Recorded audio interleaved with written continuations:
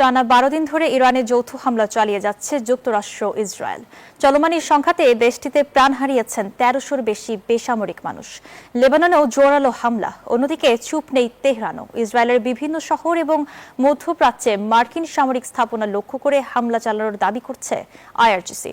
সেই সাথে ইসরায়েলি প্রধানমন্ত্রী ইরানের সরকার বিরোধী উস্কানির মাঝেই কঠোর হুঁশিয়ারি দিয়েছেন ইরানের পুলিশ প্রধান।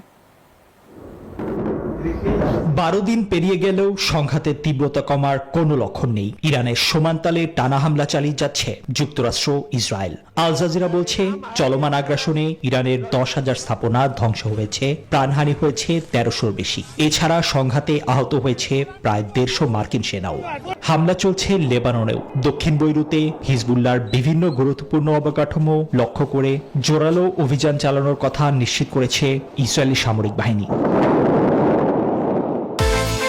বিকাশ পেমেন্টে ১০,০০০ টাকার বেশি অফার। শপিং চলছে তো। এমন পরিস্থিতির মাঝেই ইরানিদের সরকার বিরোধী বিক্ষোভে উস্কে দিচ্ছেন বেনিয়ামিন নেতানিয়াহু। মঙ্গলবার সরাসরি ইরানের জনগণকে বর্তমান শাসন ব্যবস্থা হটিয়ে নিজেদের স্বাধীনতা ছিনিয়ে নেওয়ার আহ্বান জানিয়েছেন ইসরায়েলি প্রধানমন্ত্রী।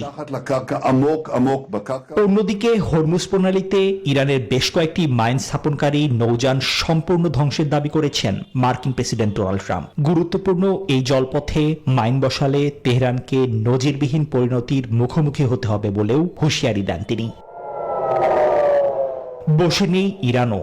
হাইফা, তেল আবিব ও জেরুজালেমে হামলার দাবি করেছে ইরানের বিপ্লবী গার্ড বাহিনী আইআরজিসি। সেই সাথে অভ্যন্তরীণ নিরাপত্তা নিয়ে কড়া বার্তা দিয়েছেন ইরানের পুলিশ প্রধান। সাফ জানিয়ে দিয়েছেন, সরকারের বিরুদ্ধে কেউ বিক্ষোভ করার চেষ্টা করলে তাকে মোকাবেলা করা হবে সরাসরি শত্রু হিসেবে। নিবির আমিন, নিউজ 24।